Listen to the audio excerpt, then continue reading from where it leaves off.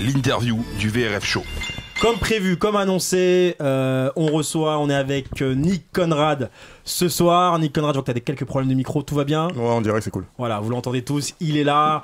Avant de vous le présenter, ou je sais même pas si c'est nécessaire de présenter, mais quand même, aujourd'hui on entend beaucoup parler de toi, Nick Conrad. Aujourd'hui on te reçoit pour ton 6e album, Révolution 2.0, mais pas que. Alors c'est pas mon 6e album, c'est mon deuxième.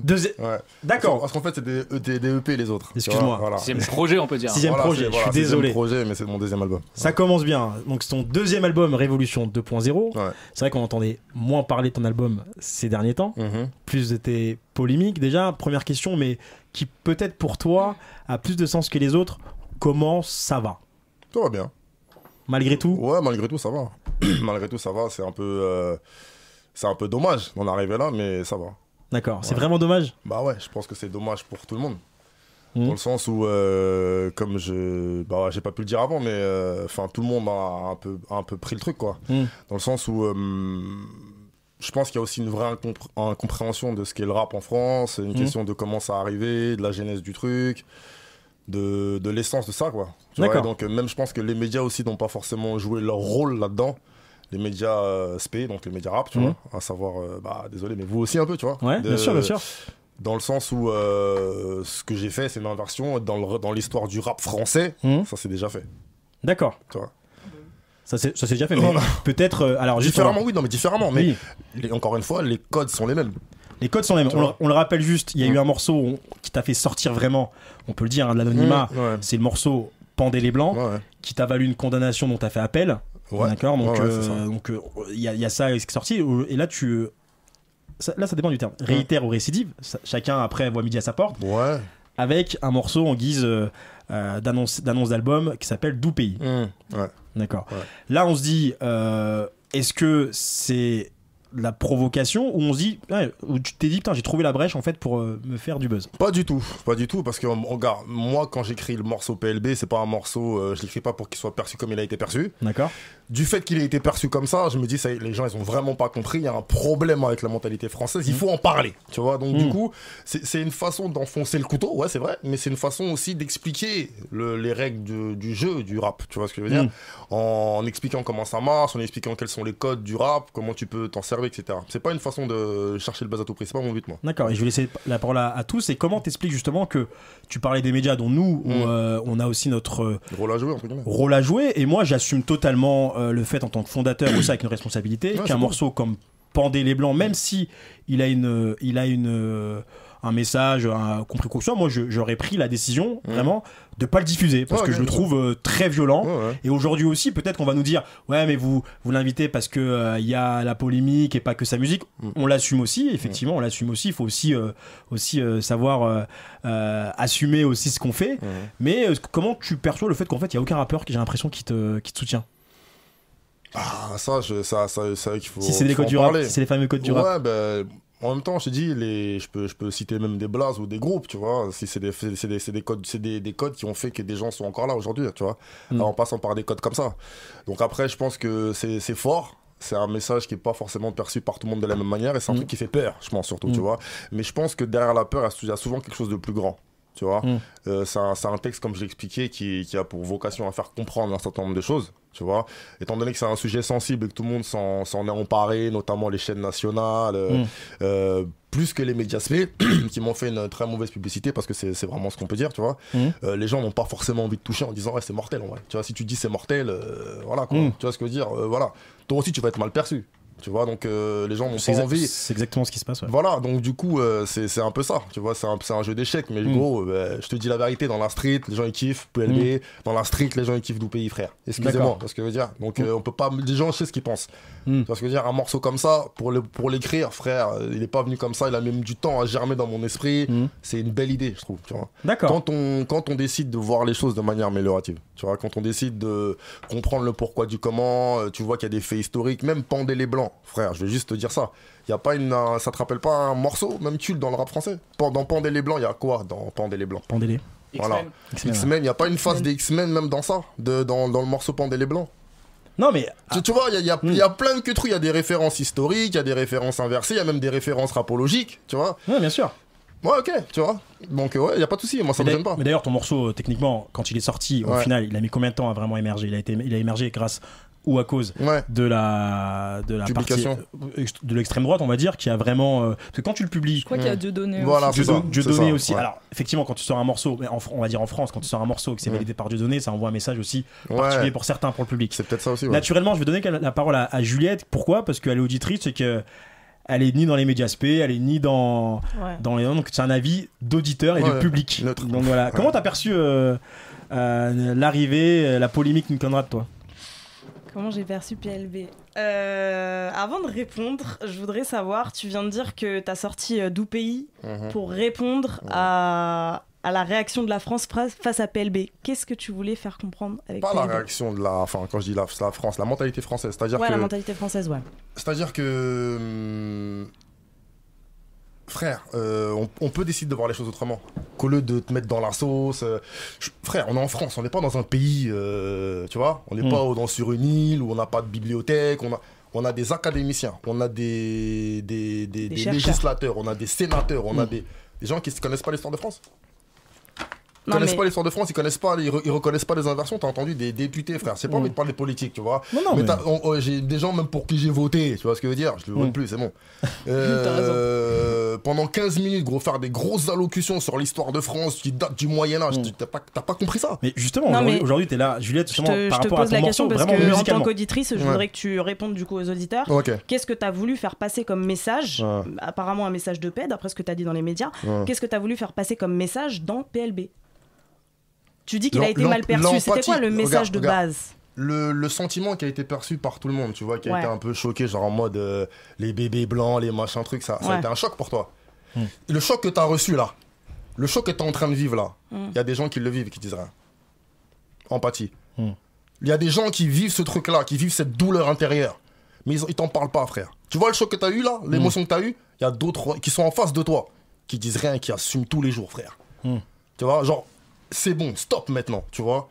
Je sais pas, moi, on peut parler de la 2015, ça a été une année un peu terrible, on a pris plein de queutrues, que ce soit au State, Eric Garner, Alton Sterling. T'entends des artistes, tu vois ce que je veux dire, comme de la trempe de Kendrick Lamar, qui prennent le mic pour dire des trucs. Il s'est passé un truc en Libye, le Peura, c'est quand même, c'est un rempart, les mecs. Dans la société, il se passe des queutrues, faut en parler. En France, non, tout le monde se cache. D'accord. Gros, j'ai sorti mon premier album, tout à l'heure tu parlais de mon premier album en 2008. Un an après, il s'est passé un truc de ouf. Je sais pas si vous connaissez l'histoire du Proboco là. C'est un bateau qui naviguait dans les eaux de la Méditerranée, on va dire, voilà, dans les mers occidentales. Et il contenait à son bord des comment on appelle ça, des trucs nucléaires, tu vois. Il fallait qu'il s'en sépare. Il est venu déverser ça sur la Côte d'Ivoire. J'attendais que quelqu'un parle de ça, tu vois. Les grands noms du rap français, comment ça, on est tous noirs, on parle... Parlez des bails. Adama Traoré, des machins... Personne ne parle, personne veut se mouiller en fait en France, tu vois ce que je veux dire. Mais au bout d'un moment, gros, vous êtes des légendes, vous êtes des référents, vous êtes des artistes, vous êtes respectés d'une partie du public, même de la nation des fois, tu vois ce que je veux dire. À un moment donné, dis un queutru pour que en bas ça aille mieux. Tu vois ce que je veux dire? Moi, c'était un morceau qui, normalement, t'emmène à l'empathie, t'emmène à comprendre.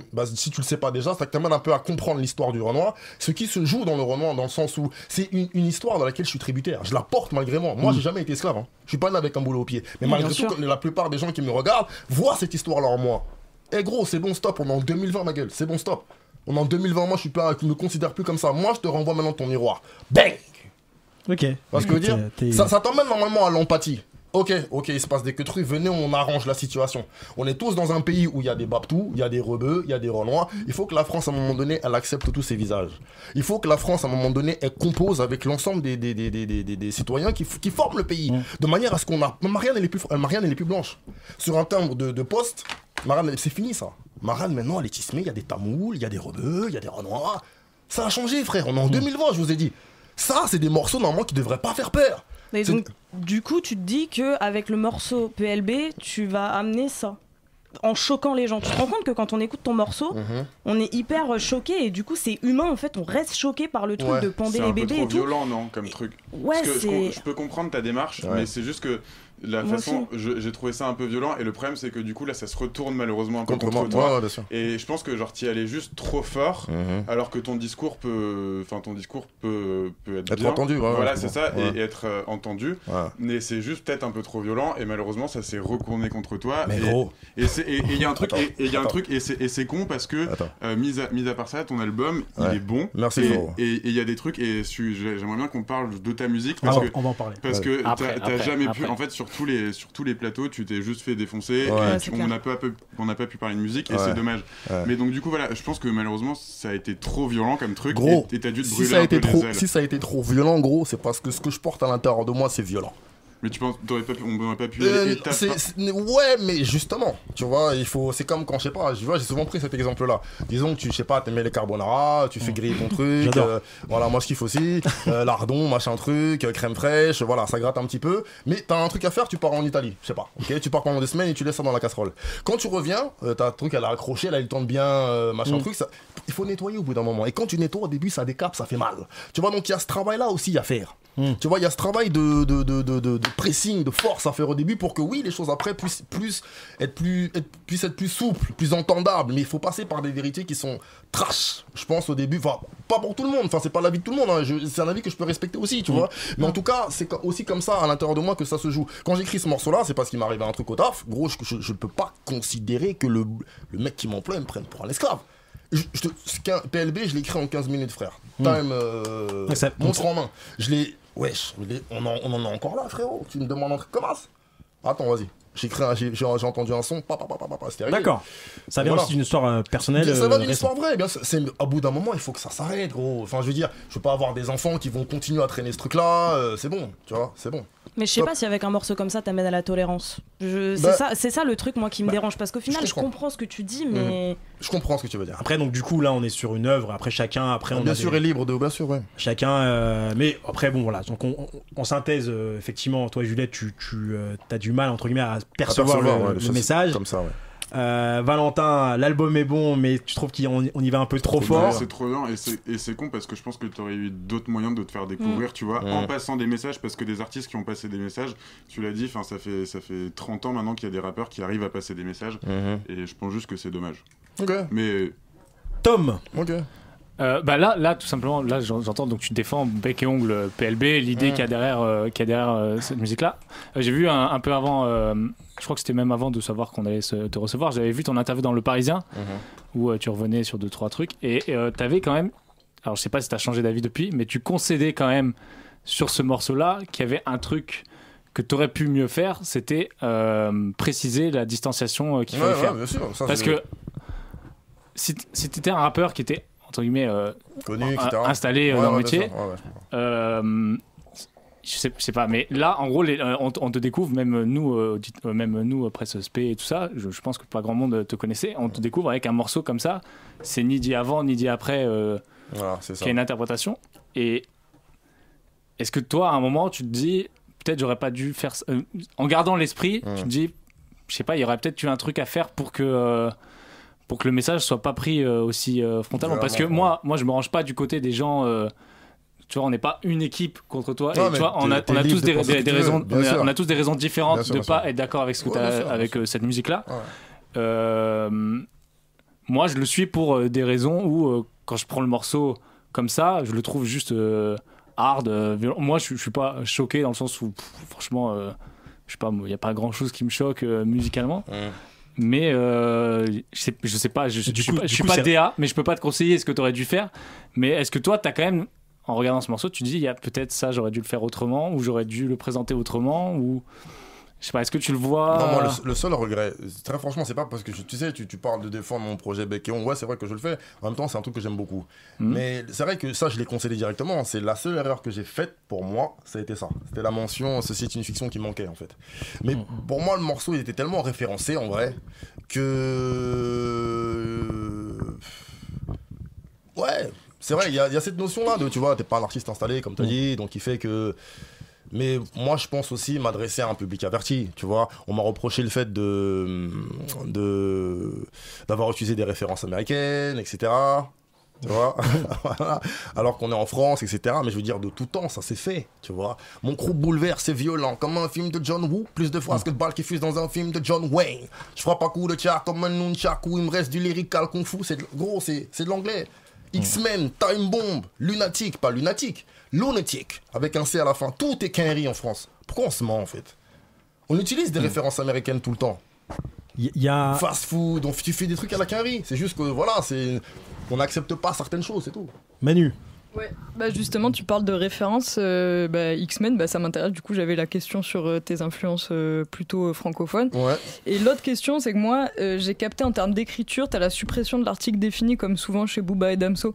Genre, tu vas dire, tu vas pas mettre, par exemple, au lieu de dire le Doupéi, tu vas dire Doupéi. Bon, là, c'est le titre, donc du coup, ça marche pas. Mais même dans les phrases, très souvent, tu fais ça. Ouais. Et c'est un truc qui est aussi fait par Booba et Damso. Et même en termes de gestion de l'autotune et de la voix, ça m'a fait penser aussi à certains sons de Damso. Ouais. Donc je voulais savoir déjà d'une part si c'était une des références et d'autre part dans Lyon tu as une référence explicite, une citation explicite à Neuf de Yveron il me semble, puisque tu dis noir c'est noir, il n'y a donc vraiment plus d'espoir. C'est la chanson de Johnny Hallyday. Ouais. Ah d'accord, c'était... mais parce que tu continues comme Booba en fait dans Neuf de Yveron. Et je voulais savoir aussi parce qu'il y a aussi un son de la MZ qui s'appelle Noir c'est noir aussi pareil en retournement de la chanson de Johnny Hallyday et qui est exactement sur le même thème en fait, sur la dénonciation du racisme et tout. Non. Bon je voulais savoir si c'était des... Mais Noir c'est noir il n'y a plus d'espoir. Pour la petite histoire, Johnny Hallyday avait interdit de chanter à Kinshasa par exemple. Au Cameroun aussi. Ouais, au Cameroun aussi. On a appris qu'il avait pas le droit de chanter. Il a été en détention. Ouais. Ça, dire Noir c'est noir il n'y a plus d'espoir à l'époque c'était hardcore.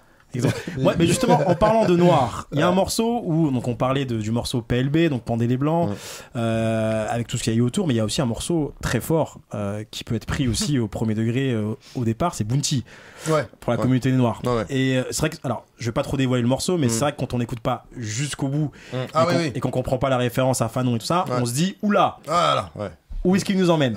Et là je me dis il est quand même particulier ce morceau. Bounty, avec des cris de singe. On a du mal à savoir à quel moment. Parce que moi je l'ai écouté en deux fois. Une première fois, je l'ai pas écouté en entier. Je me suis dit, oula, c'est quoi ce délire? Et après, je l'ai écouté en entier. J'ai compris. J'ai vraiment compris en référence au livre Peau noire, masque blanc. Et du coup, cette théorie-là, vraiment, c'est cette histoire de Bounty. On connaît le terme, mais ce morceau, il fait. PLB, c'est fait pour choquer. Bounty, c'est pourquoi? PLB, c'est pas fait pour choquer. C'est fait pour, comme tu dis, le but premier, c'est d'emmener à l'empathie, c'est d'emmener à la compréhension de ce que moi je vis. Alors, si on part du principe où PLB, alors, t'as voulu faire empathie, et si on part du principe, dis-moi, allez, on va se dire, peut-être que c'est raté. Ce que tu voulais faire transmettre. Ouais, bien sûr. Donc, ça a choqué. Pourquoi pas? Après, c'est ce que toi tu voulais faire, et comme ça a été perçu comme choquant. Mais du coup, Bounty, qui est un morceau qui va jamais être repris, je pense, par l'extrême droite, par exemple. Voilà. Encore, tu vois. Pour moi, Bounty, c'est le morceau le plus dur. C'est le morceau le plus dur.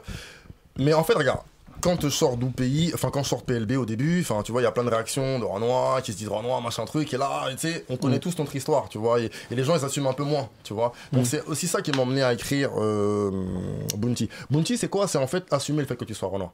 C'est regarde les trucs que tu fais qui font que ça va passer bancal ton bail, tu vois ce que je veux dire. Et il faut à un moment donné s'accepter.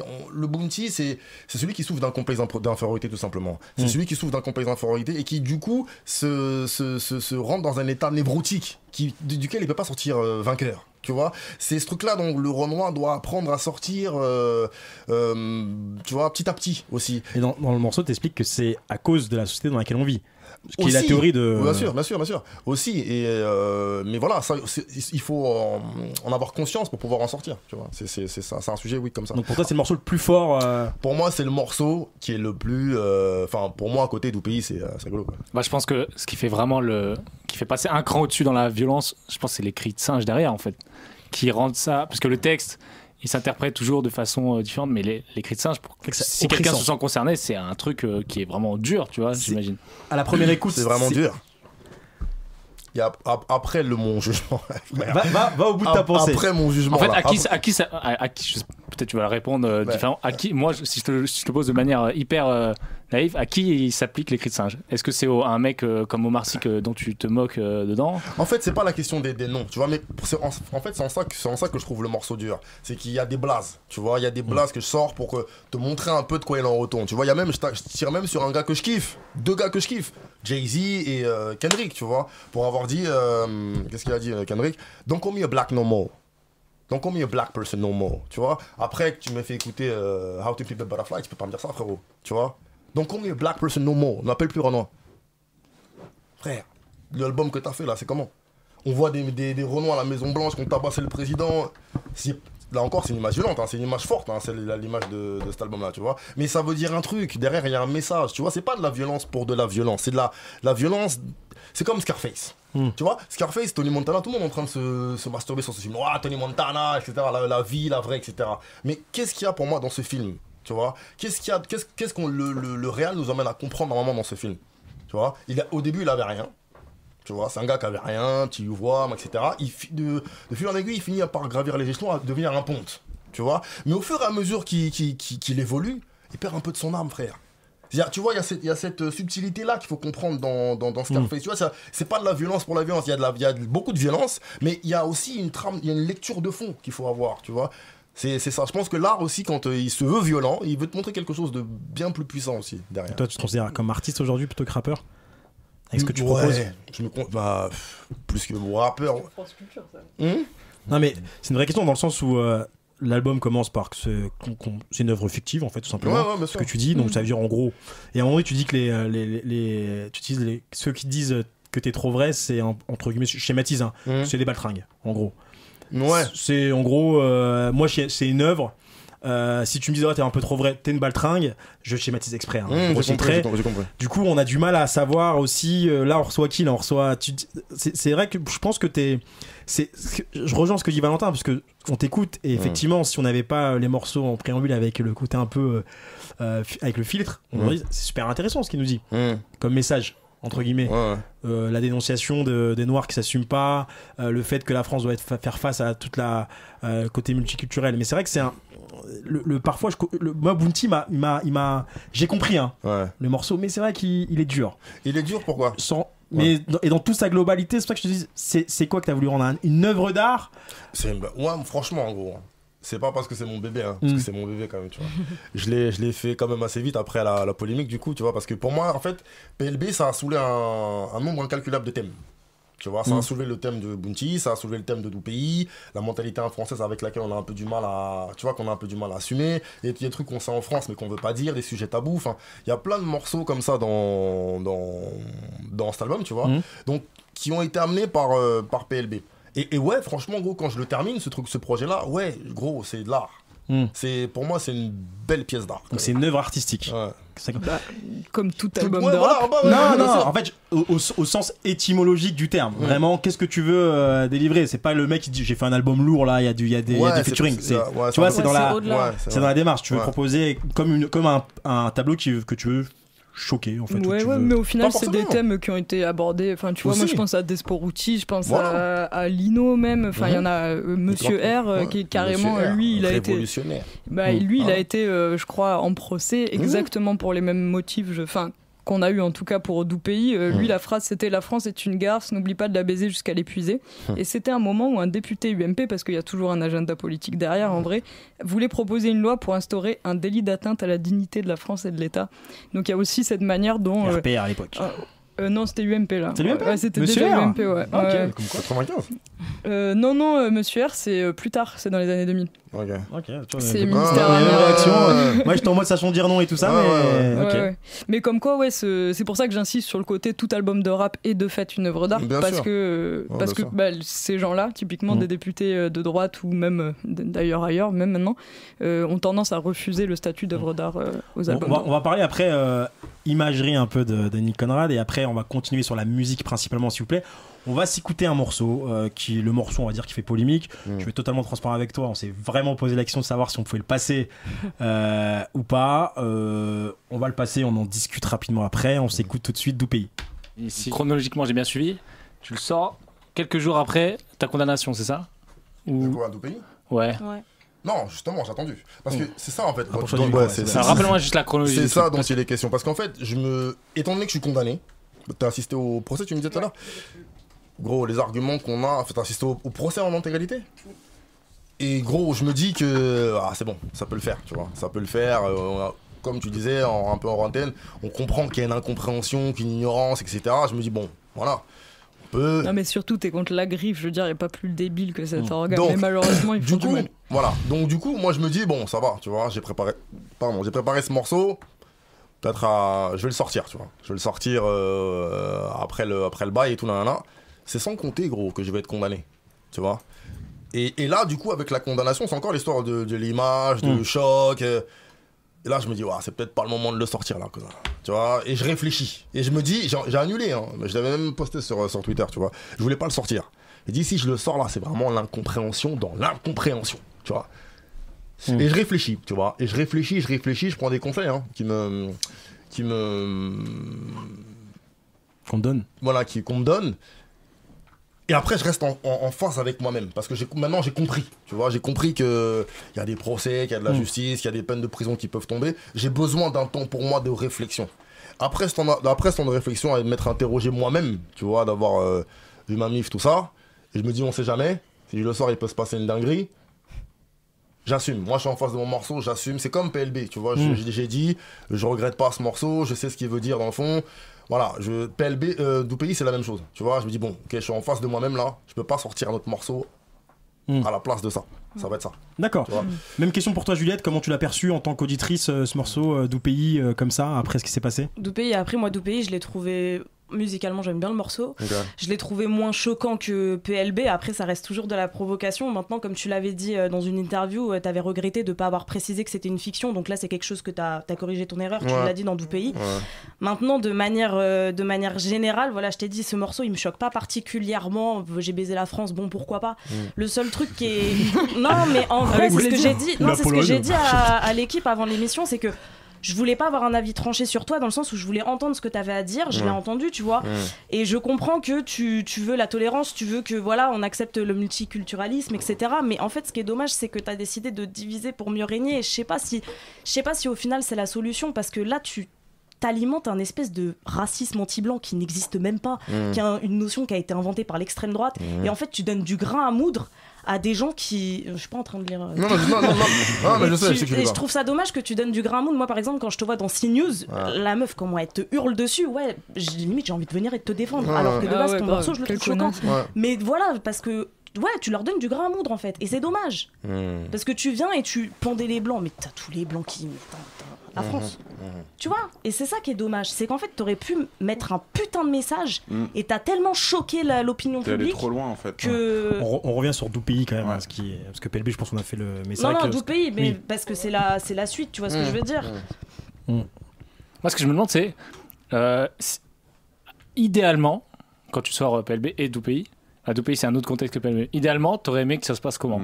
Je demande vraiment, c'est pas une question piège, hein, c'est idéalement. Idéalement. Parce que quelque part, ça se passe paradoxalement idéalement pour toi, dans le sens où ça fait parler, ce qui aurait peut-être pas été le cas si le morceau était pas aussi dur et engagé. Donc idéalement, comment toi t'aurais aimé que ça se passe? C'est pas un morceau engagé, tu sais, les mecs qui me prennent pour un rappeur engagé. Non, engagé dans le sens militant. Non, qui fait réagir, qui fait. C'est un morceau qui amène à réagir. Ouais, mais c'est bien, tant mieux. Faut que la société. Enfin, pour moi, comme j'ai dit, c'est le rap aussi. Faut pas. On est là, on aime bien l'enjaillement, on aime bien les morceaux qui bang, on aime bien les morceaux, ça dit des conneries, on kiffe. Tu vois, on kiffe tout ce genre de morceaux. Mais comme j'ai dit, il y a aussi à un moment donné, il y a un problème dans la société actuelle. Il y a un problème, et je pense que le rappeur, comme il a été avant, tu vois, je dis pas que le rap c'était mieux avant ou machin, ces trucs-là, moi ça, tu vois. J'aime bien la modernité, j'aime bien les nouveaux trucs et tout qui pètent, donc j'ai pas de problème avec ça. Juste ce que je dis, c'est qu'il y a un moment donné où il faut dire des choses, parce que l'art, c'est toujours présenté, tu vois, comme un rempart, tu vois, comme un truc où voilà, c'est la société, on est en bas, tu vois, on a des influences, on ressent des trucs, tu vois. Ça, c'est même Schoolboy Q qui l'a dit au micro d'Yard, il avait dit. Gros, l'artiste, il prend les trucs du peuple pour l'en soulager, gros. Tu sais, il meurt plus vite, gros. Je fume plus vite, je fume plus que les autres. Je suis dans un état, tu vois. Je me mets des trucs pour écrire des morceaux de dingue. Je subis, mon frère. Je prends la pression des autres. Je sais le mal qu'on ressent tous. Et il faut le faire, frère. Faut le faire. C'est gros, c'est thug, gros. Être artiste, c'est pas une position facile. Hein. C'est pas je vais faire un morceau, ça va tout péter. Non, c'est pas ça. Du coup, c'est plus réfléchi que ça, tu vois. Mais c'est pour ça qu'on essaie de me faire passer. Après, tranquille, tu vois. Bah, du coup, la réaction que tu as et que tu collectes, elle est pas positive, mais elle est ce que tu voulais en fait. En même temps, non, c'est pas ce que je voulais. Dans un monde idéal, frère. Dans un monde idéal où les gens, parce que après c'est ce que ça me fait dire. Moi on me l'a dit, hein. Tu vois, je l'avais jamais dit avant, mais les gens me disent gros, t'es trop cultivé pour les gens, frère. T'es dans une matrix où les gens ils peuvent pas te capter, frère. Ça peut être vrai, ça. Hein. Mais je pense. T'es dans une matrice et t'es trop loin pour les gens. Mais c'est ça. Et le délire, c'est que gros, tout à l'heure tu m'as demandé qui étaient mes influences. Pour moi, le vrai rappeur français, le génie, gros, c'est un Camerounais, c'est Il, des X-Men. Ce mec-là, c'est un mec incompris. Gros, c'est un mec, il est dans... Gros, écoute, Jeune Coupable et Libre. Je sais que il y avait Blastar qui était avec toi. Je sais qu'il t'inquiète pas, je connais un petit peu. Jeune Coupable et Libre. Non, gros. Et regarde, on entend parler de lui. Regardez un peu les States, comment ça se passe. Si vraiment c'est la même chose. Aux States, dans, je sais pas moi, Hot 97, t'as des mecs comme Funkmaster Flex, t'as des références, gros. Pourquoi c'est pas comme ça en France? Mais ça fait parce qu'en France, c'est pas notre culture. On a importé cette culture. Non, mais on a importé cette culture-là des États-Unis. Mais non, mais c'est vrai. Et je sais très bien de quoi tu parles en parlant de tout ça. Non, mais bien sûr que si, parce que j'ai écouté du rap ricain machin. Je dis pas le contraire. Les Ibro, les machins. Voilà. The Breakfast Club, t'as des mecs, gros, t'as des poids lourds. Je sais très bien. Et en France, on a personne. C'est un plus petit pays aussi déjà. Le problème, c'est on n'a pas le même marché. Je suis d'accord avec toi, et le problème c'est qu'en France on ne peut pas parce que ce n'est pas notre culture de base. Qu'est-ce que tu... Mais bien sûr que moi le rap c'est ma culture. Parle, voilà. Non, mais bien j'ai rien d'autre. Mais je te parle dans la culture dans la. Frère, c'est à nous de faire ça. Et tu vois, on va parler d'un truc. Le problème c'est que ça ne marche pas parce que regarde quand les gens. Quand le grand public veut essayer, il y a des textes comme les tiens qui sortent et qui peuvent choquer ces gens-là en fait. Et le problème c'est que, et tu vois, c'est pareil quand on invite des rappeurs quand on invite Sofiane chez Ardisson, ils se ramènent avec 15 gars et malheureusement ça donne une mauvaise image du rap. Non, moi je dis, Mohamed, bien sûr, il a raison. C'est nous, frère. Mais bien sûr. Je suis désolé. Écoutez-moi, s'il vous plaît, donnez-moi un petit temps. Vas-y, frère. Vous pouvez me dire ce que vous voulez. Là, maintenant, je veux dire son blase, B2O. Pour ce qu'il a fait pour le Peura, frère. Est-ce qu'il a déjà eu ne serait-ce qu'une seule distinction? Une seule du grand public dont tu me parles, là, de la grande nation française? Non. Voilà. Ça, c'est déjà un mauvais signe. Au stade où il en est, frère. Jay-Z, Sean Carter de son vrai nom. Gros, quand il joue Show Me What You Got, il le joue avec l'armée, gros, le corps de l'armée des États-Unis. On n'en est pas là, frère. Bien sûr, mais c'est que mais parce que la France a 20 ans de retard sur les États-Unis. Plus que ça, mon frère. Plus que ça. Plus que ça. On arrive à 30 ans. Mais c'est vrai qu'après, il y a des thèmes qui sont pas forcément les mêmes aux États-Unis qu'en France. Par exemple, t'as un petit délire sur Matrixé, un peu pimp et tout. Iceberg Slim, machin. Et ça, je pense que c'est pas encore. Enfin, tu sais, en France, les gens ils captent pas encore, tu vois. Iceberg Slim, c'était il y a 20 ans.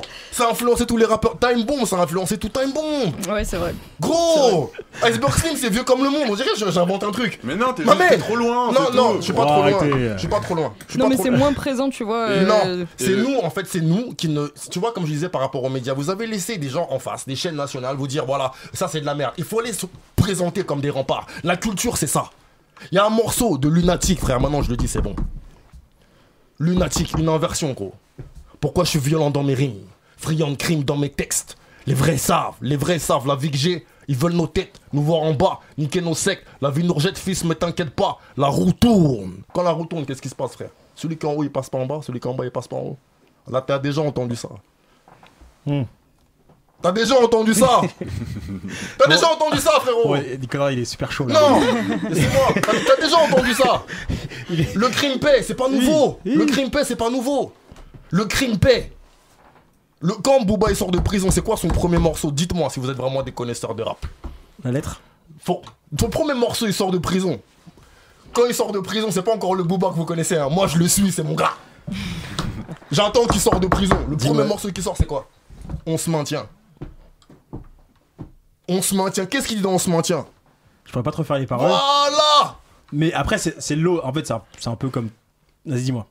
Gros, l'essence du rap, elle est comme ça. La nature du rap, elle est comme ça. Il y a des gens qui sont passés, qui ont laissé des morceaux difficiles, qui sont devenus des classiques. C'est pas forcément des morceaux qui leur ont rapporté ou qui. Mais c'est des pierres qu'ils ont posées pour leur édifice à eux-mêmes. Tu vois ce que je veux dire? C'est des pierres qui font d'eux des monuments. Oui, mais ce mouvement dont tu parles, par exemple, même Tunisiano, quand il chante La France, c'était après une garde à vue, quoi que ce soit.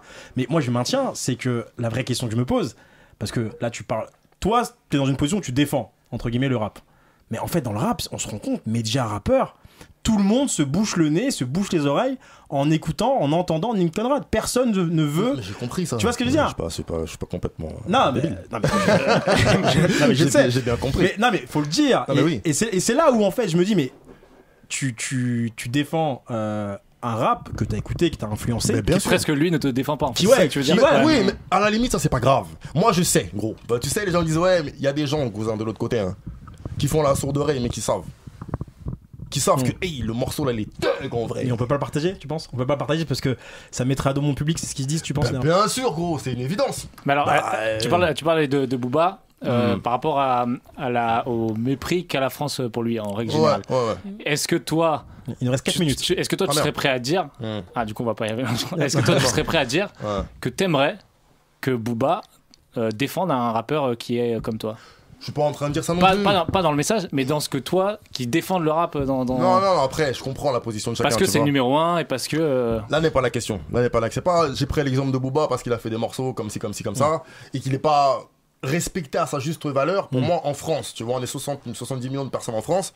La culture française, la culture hip-hop, elle est respectée, mais pas vraiment comprise en réalité. Enfin, tu vois, il y a cette notion-là dont je parle. Mais ce que je dis, c'est que non, enfin, les gens savent en vrai. Parce que tu dis, les médias, nous, on devrait arriver frontalement et défendre. Mais est-ce que le numéro 1 des rappeurs devrait le faire aussi? Moi, je sais pas, j'ai pas la réponse. Je te demande, toi, ton avis. En tout cas, ce que je dis, c'est que les médias qui représentent le rap sont les premiers à être supposés être au courant de l'histoire du rap, des morceaux qui ont été écrits, des lyrics, etc. T'es obligé de tout savoir. Non, mais taisez-vous, en fait, s'il vous plaît. Ça, c'est déjà fait, ça. Ça, tant. Juste rapidement, parce qu'il y a quand même un album qui est sorti, Révolution 2.0. Rapidement, il n'y a pas que les morceaux dont on a évoqué, il y a des morceaux comme Luxure, il y a des morceaux, il y a plein de thèmes. Il y a Lyon, il y a des très bons morceaux sur cet album-là. Matrixé aussi est très bon. Ouais, il y a avec plein de moods différents, etc. Enfin, merci, c'est gentil. Et c'est ça qui fait chier qu'il y ait tout ça autour de toi. Non, c'est pas grave. Pour moi, c'est non mais si, parce que du coup ça te bloque sur certains trucs et ça te bloque sur ta promo, ça te bloque sur et ça risque de te porter préjudice plus tard. Et c'est dommage parce que je pense que t'as quelque chose à apporter dans ce rap game et en plus surtout avec cette mentalité là de dire il faut que cette mentalité rap hip hop soit notre mentalité. Bien sûr. Et c'est ça qui est dommage parce que là-dessus t'as raison. Bah après je pense que c'est normal aussi. Il nous reste très peu de temps avec Nick Conrad. On avait fait plus de temps que d'habitude, mais on se rend compte que c'est toujours trop court parce que ça reste fort intéressant. Ce que je retiens, c'est que chacun au moins a son avis. Il n'y a pas de live, on a écouté donc on n'aura pas de live, mais est-ce qu'il y a une sorte de quand je dis freestyle, c'est quartier libre, ce que tu as envie de faire passer, ce qu'on doit retenir de ton passage aujourd'hui que tu n'as pas pu dire.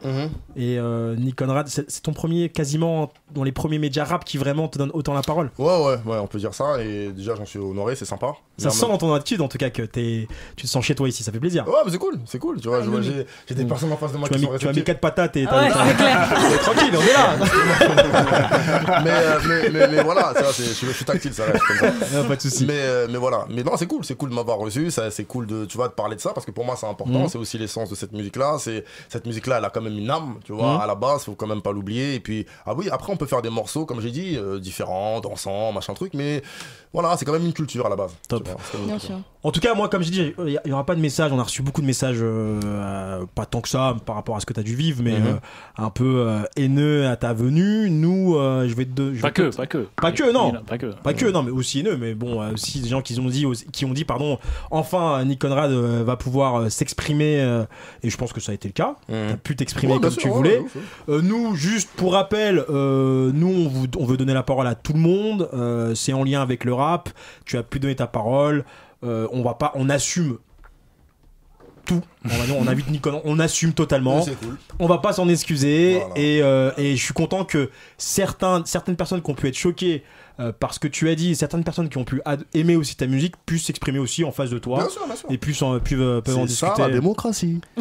Exactement. Donc du coup j'espère que tout voilà. Quelqu'un a quelque chose à dire autour de la table? Il nous reste quelques secondes. Non, on va pas relancer. Donc non. Voilà. Moi je suis juste content d'avoir eu ce point de vue que je n'aurais jamais eu si t'avais pas été là, parce que t'as jamais pu t'exprimer sur la musique et ça explique peut-être des trucs et on se rend compte de certaines choses avec ce discours-là. Et c'est vraiment. Merci, c'est cool. Merci. J'aimerais remercier vraiment sincèrement Radio Campus Paris qui nous mettent aucune censure par rapport à ça, aucune peur, aucune crainte. Merci pour cet espace vraiment de liberté. Chacun se fera sa propre opinion. Nick Conrad, Révolution 2.0, il est disponible. Allez l'écouter ou pas, suivez-le ou pas, vous faites ce que vous voulez, mais en tout cas ayez votre propre avis sur la chose. Merci Juliette pour ta première, merci Valentin, merci Tom, merci Manu, merci Théo, merci Mikolo, merci Charles, merci Lucas et merci Nick Conrad et bon courage pour la suite. Ciao.